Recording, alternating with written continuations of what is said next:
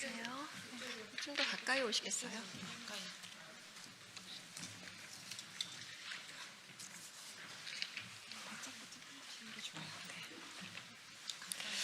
안녕하십니까. 국회 교육위원회 소속 조국혁신당 강경숙입니다.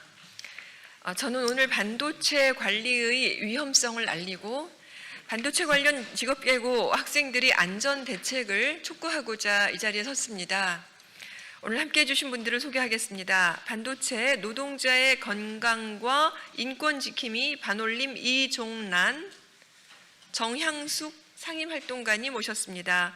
서울청소년 노동인권 네트워크 양진아 활동가님, 박은정 운영위원님, 이경희 상임활동가님 오셨습니다.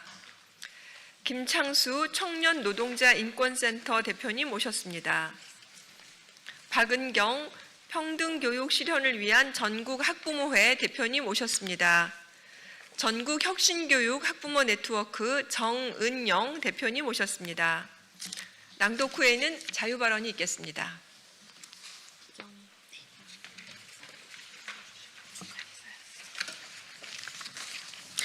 먼저 반도체 관리의 위험성에 대해 말씀드리겠습니다. 잘 아시다시피 2007년부터 이어져 온 삼성 반도체 피해는 매우 컸습니다. 반도체 LCD 생산 라인에서 일하던 노동자들이 백혈병, 비호지킨 림프종, 다발성 골수종, 폐암 등 다양한 질병에 걸리거나 사망했었습니다. 반도체는 기본적으로 화학 물질로서 위험이 매우 큽니다. 실란, 비실란 등의 자연 발화성 가스는 공기 중에 노출되면 자연 발화할 수 있습니다. 수소, 암모니아 등의 폭발성 가스나 염소, 산불화 붕소 등의 독성 가스도 공정 과정에 포함되어 있습니다. 아르신, 포르핀과 같은 독성 물질은 암, 유산, 선천적 기형 등을 유발할 수 있으며 잘 알려진 벤젠 등의 화학 물질은 인체에 치명적입니다. 작업 환경도 위험합니다. 클린룸에서 방진복과 마스크를 쓴다고 해도 유해 화학 물질에 노출될 위험이 높습니다. 실제 반도체 근로자들이 일반인보다 백혈병, 혈관 등 발생과 사망 위험이 더 높은 것으로 나타났습니다. 그 현장은 반도체 산업의 화려한 이미지와는 달리 열악한 노동 환경과 위험한 화학 물질이 상존하는 곳입니다. 환경이 이런데 윤석열 정부는 반도체 산업 육성 정책의 일환으로 청소년 단계부터 반도체 인력을 양성하겠다는 계획을 내놓은 바 있습니다. 반도체 인재 양성을 목표로 반도체 고등학교가 전국 곳곳에 설립되었고 현재 6개 반도체 직업고 84명의 학생들이 이미 산업 현장에서 일하고 있습니다. 이들은 아직 어린 나이인 만큼 유해 물질이 신체에 어떤 변화를 일으킬지 예측하기 어렵습니다. 때문에 성인보다 훨씬 강화된 안전 기준이 적용되어야 합니다. 2025년 4월 18일 서울행정법원에서 발병 원인이 과학적으로 명확히 규명되지 않았어도 다양한 유해 요소가 복합적으로 발병에 영향을 줬을 가능성을 인정한 사례가 있습니다. 그러나 이들 학생 84명 감독하는 현장 교사는 학교당 1명에 불과한 것이 현실입니다. 이는 화려한 산업 비전 뒤에 가려진 노동 현실을 외면한 채 학생들을 또 다른 산업 현장의 위험으로 내모는 것입니다.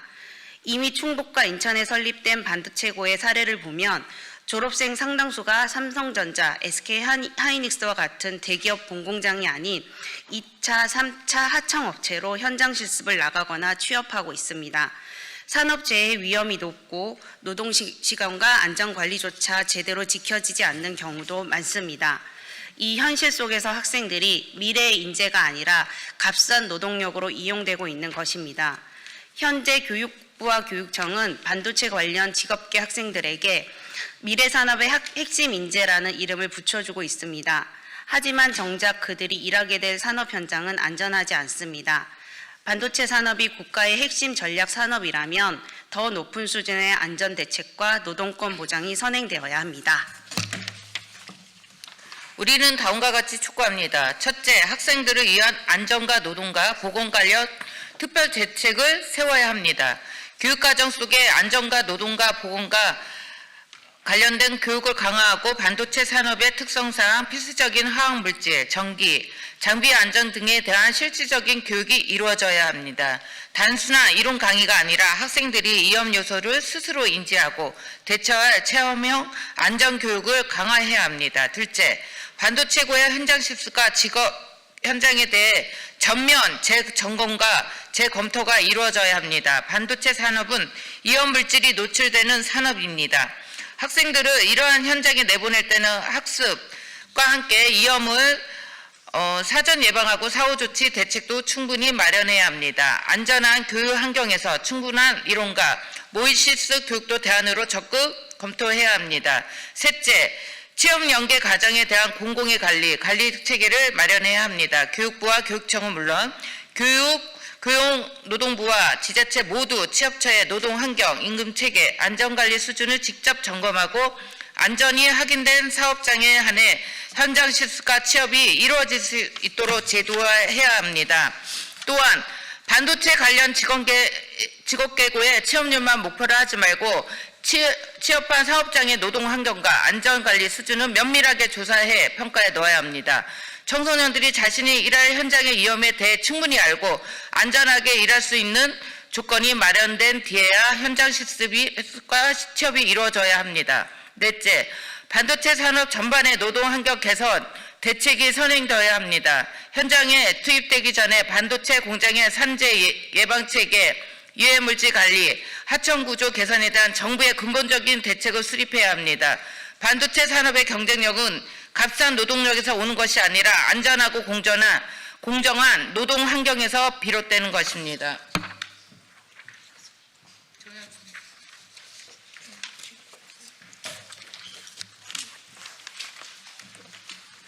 국가의 미래는 산업의 성장뿐만 아니라 사람이 안전하게 일할 수 있는 기반 위에 세워져야 합니다. 인재 양성의 이름으로 직업계고 학생들을 위험에 노출시키는 정책은 결코 미래의 비전이 될 수 없습니다. 국회와 시민사회가 함께 반도체 관련 직업계고 학생들에게 보다 안전한 현장 실습과 취업 현장이 되도록 정부에 강력 촉구합니다. 학생들이 안전하게 산업 현장에서 일할 수 있는 환경을 만드는 일은 국가가 해야 할 책무입니다. 교육부와 교육청은 이제라도 반도체 관련 직업계고 정책은 물론 현장 실습과 취업 현장에 대한 전면 재점검에 나설 것을 촉구합니다. 감사합니다.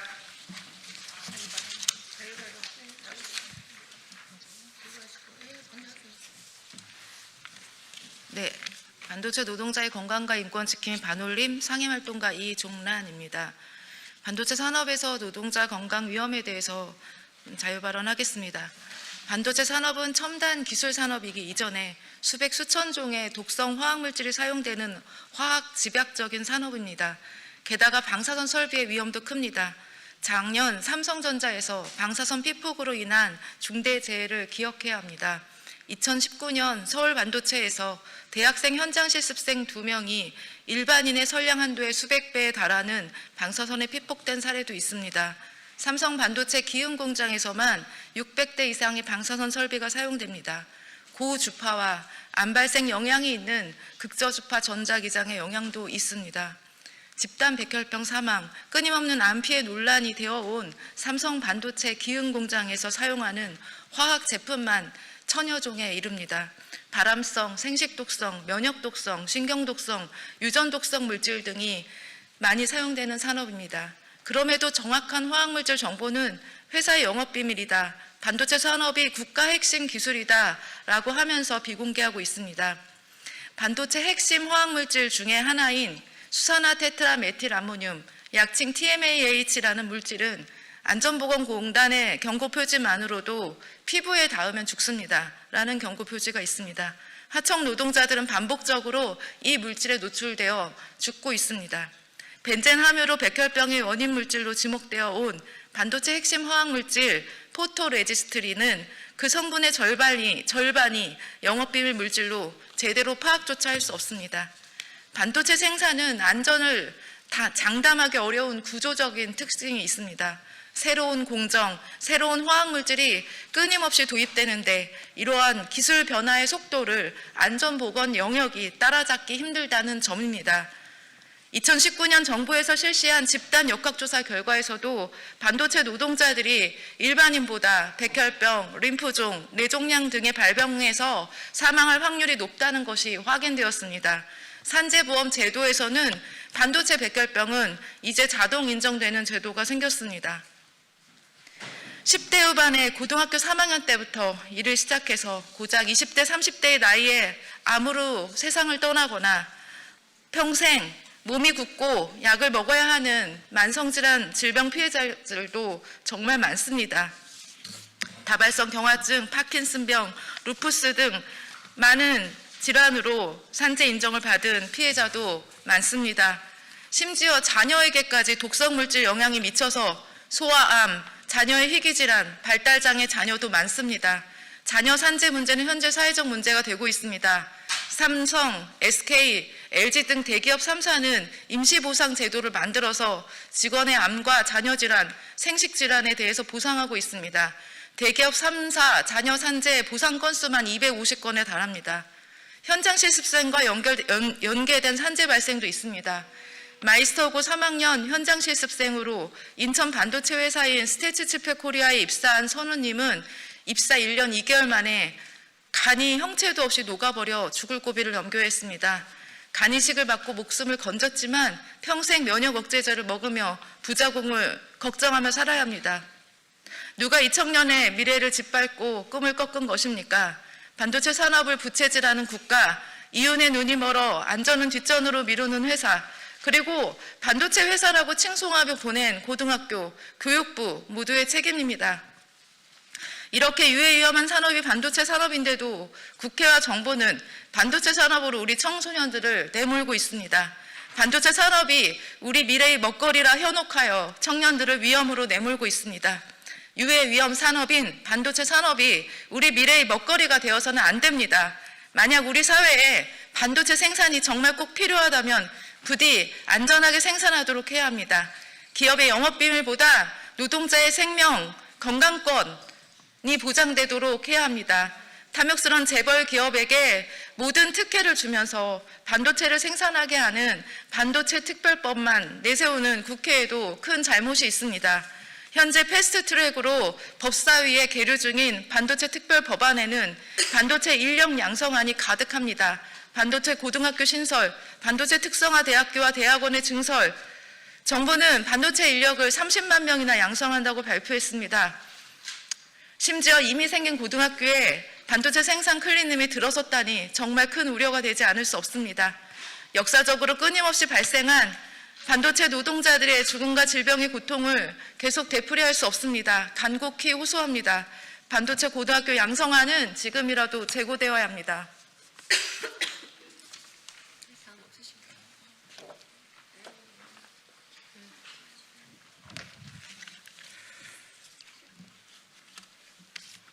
안녕하십니까. 우리 사라는 중소형세 청년 노동자들을 지원하기 위해서 활동하고 있는 청년 노동자 인권센터 김창수라고 합니다. 직업계고이다 보니까 취업에 특화된 양질의 교육, 그 일을 하는데 위험한 요소가 있다면 예방과 대응 매뉴얼을 잘 마련해서 어디에서든 안전하게 일할 수 있도록 하는 것이 3년간 학교가 꼭 해야 될 일이라고 생각합니다. 그렇다면 현재 반도체 고등학교에서 안전 감수성은 어느 정도일지 고민해 봤습니다. 일단 교과 과정에 안전, 보건이란 단어가 들어간 내용은 전혀 없습니다. 제가 지난 7월 달에 한 반도체 고등학교에 입시 설명회에 갔을 때 그 누구도 반도체를 있는 그대로 이야기하는 선생님은 없었습니다.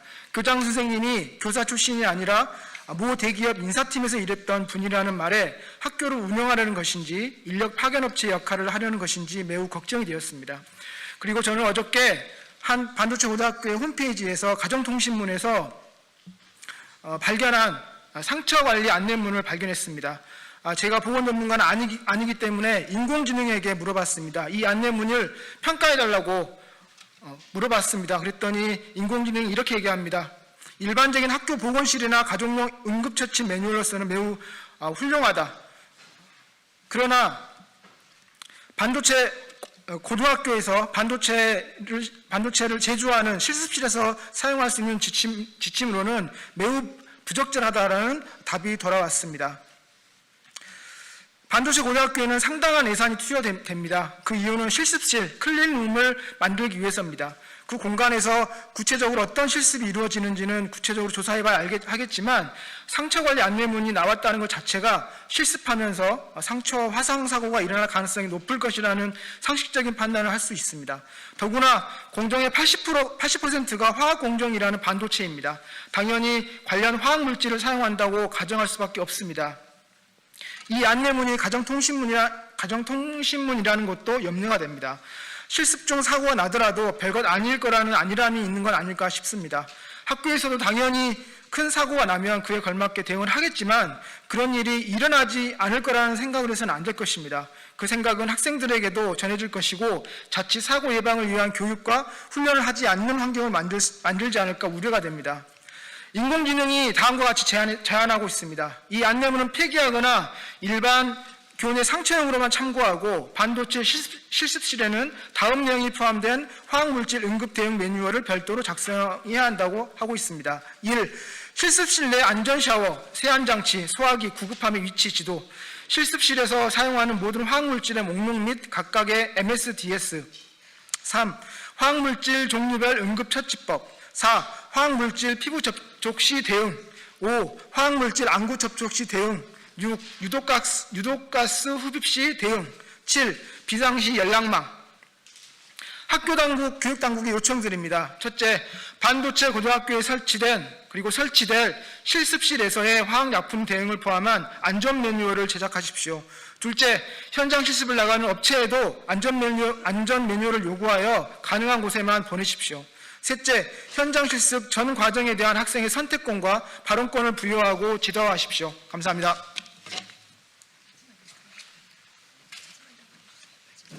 네, 마지막으로 발언하게 된 서울 청소년 노동인권 네트워크의 양진아입니다.